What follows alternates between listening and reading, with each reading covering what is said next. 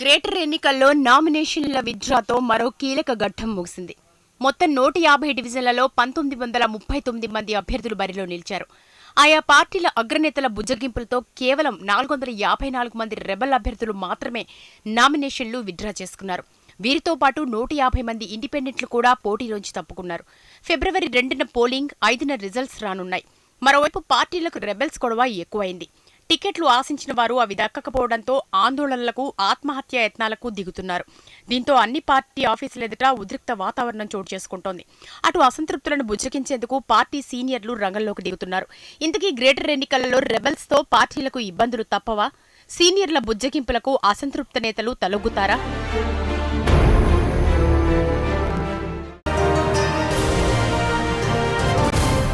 ఇవాళ అన్ని పార్టీలకు తిరుగుబాటుదారుల బెడద, రిబెల్స్ బెడద అని వార్తలు వస్తున్నాయి. ఎందుకు వస్తున్నాయి? కారణం ఏంటంటే, జరిగింది ఏంటి అంటే, రాజకీయ పార్టీలు ఏం చేశాయంటే, ఏ క్షణంలో ఏ పార్టీ నుంచి ఎవరు వస్తారో ఎవరు పోతారో తెలియని యొక్క విచిత్రమైన మయసభలో రాజకీయ పార్టీలు ఉన్నాయి.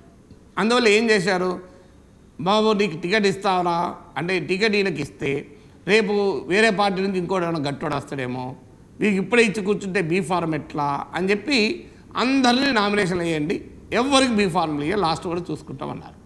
అంటే ఒక రకంగా అభ్యర్థులు ఏం చేశారు, అందరికీ ఆశ కలిగించారు. కొంతమందికి మాత్రమే బీ ఫార్మ్ ఇచ్చారు. సహజంగానే ఈ ఆశపడిన వాళ్ళందరూ కొంతమంది నిరాశతో వెనక్కిపోయారు, కొంతమంది అట్టట్ల పోతూ ఇంత దాకా వచ్చి అని చెప్పి ఉండిపోయారు.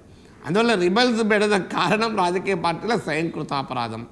ఇక రెండవది ఏంటంటే, తమ వాళ్ళనే టికెట్లు ఇవ్వాలని పార్టీలు చూసుంటే ఈ సమస్య వచ్చేది కాదు. ఎందుకంటే తమ వాళ్ళు ఇద్దరు ముగ్గురు ఉంటారు, ఆ ముగ్గురులో ఎవరికి ఇస్తారు.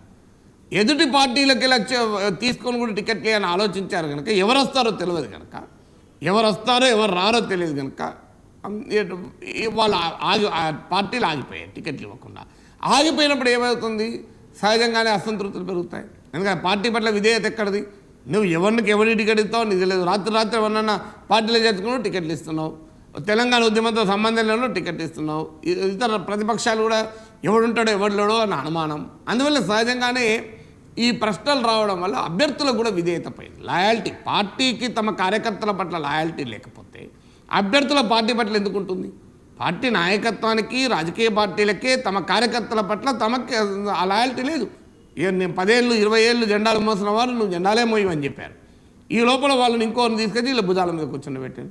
అందువల్ల వాళ్ళు ఏమంటున్నారు, మీకు మా పట్ల విశ్వాసం లేకపోతే మీ పట్ల మాకెందుకు విధేయత ఉండాలని వాళ్ళు అడుగుతున్నారు.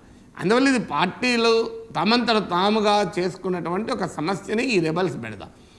ఇందులో కొంతమంది రిబెల్స్ చాలా గట్టి కూడా ఉండొచ్చు. ఎందుకంటే మన చరిత్ర చెప్పిన అనుభవం ఏంటంటే, కొన్ని స్థానాల్లో అధికార పార్టీ అభ్యర్థుల కన్నా కూడా ఎక్కువ ఓట్లు వచ్చిన సందర్భాలు రిబెల్స్కి ఉన్నాయి. అధికార పార్టీ అభ్యర్థులను ఓడించి రిబెల్స్ గెలిచిన ఉదాహరణలు కూడా ఉన్నాయి.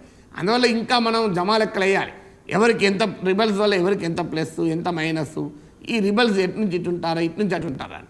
ఇందులో ఇంకో పని కూడా జరుగుతుంది. ఒక రాజకీయ పార్టీ గతంలో తమ రిబెల్స్ను తాము ఎలా బుజ్జగించాలి, ఎలా మెప్పించాలి అనే తట్టాలు పడేది. ఇప్పుడు రాజకీయ పార్టీలు ఏం చేస్తున్నాయంటే, తమ రిబెల్స్ను బుజ్జగించడం వరకు ఆగుతలేరు.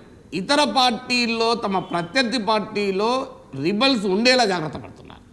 అంటే ఒక పార్టీ మరో పార్టీలో వాళ్ళు బుజ్జగించినా కూడా నువ్వు ఉండవా, కావాలని నేను నీకే డబ్బులు ఇస్తాను. ఇవాళ రాజకీయ పార్టీలు ఎట్లా తయారంటే, వాళ్ళ అభ్యర్థుల ఖర్చులు కాదు, ప్రత్యర్థులలో శిబిరంలోకి వెళ్ళి అందులోకి వెళ్ళి కూడా కొంతమంది రిబెల్స్ని తీసి వాళ్ళని ప్రోత్సహిస్తున్నారు. అంటే కోవర్ట్ ఆపరేషన్స్ అంటారు.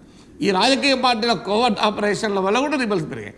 అందులో ఉదాహరణకు పలానా పార్టీలో టికెట్ రాకపోతే నార్మల్గా అయితే విత్డ్రా చేసుకుంటాడు, అమ్మ ఎవడు పెట్టుకుంటాడు, ఈ ఖర్చులు ఎక్కువ నాతో అయ్యేదా పోయేదాన్ని. ఈ లోపల ఏమవుతుంది, పక్క పార్టీ ఒకటి వస్తున్నాడు, వస్తే అరే భయ్ నువ్వు ఎందుకు విత్డ్రా చేసుకుంటావు, నీ ఖర్చులను మేము చూసుకుంటాం కదా, ఖర్చులు పోగా పడతలేటట్టు ఇంక నీకు డబ్బులు కూడా ఇస్తాం కదా, నీదేం పోతుంది, కాలం కలిసి వస్తే గెలుస్తావు, మేము కూడా మద్దతు ఇస్తాం. కాలం కలిసి రాలేదనుకోండి, ఓడిపోయిన నష్టం ఉన్నది, నీ ఖర్చులన్నీ మేమే ఇస్తాం, ఇంకెక్కువ డబ్బులు కూడా ఇస్తామని చెప్పి రాజకీయ పార్టీలు వస్తున్నాయి. అందువల్ల ప్రత్యర్థి క్యాంపులో రిబెల్స్ను ప్రోత్సహించే కార్యక్రమం కూడా రాజకీయ పార్టీలు చేస్తున్నాయి. ఇంత గందరగోళంగా రాజకీయాలు మారినాక ఇక రిబెల్స్ ఉండకపోయింది. ఒక రకంగా రాజకీయ పార్టీలు అన్నీ కలిసి ఈ దేశ ప్రజాస్వామ్యం పైన రిబెల్ చేస్తున్నాయి. ఇక మిగిలిందల్లా ప్రజలు ఇట్లాంటి కుళ్ళి కంపు కొడుతున్న రాజకీయాలపైన, ఈ రాజకీయ విశ్వ సంస్కృతి పైన ప్రజలు తిరుగుబాటు చేయనంతకాలం ఈ రిబెల్స్ ఇట్లే ఉంటారు.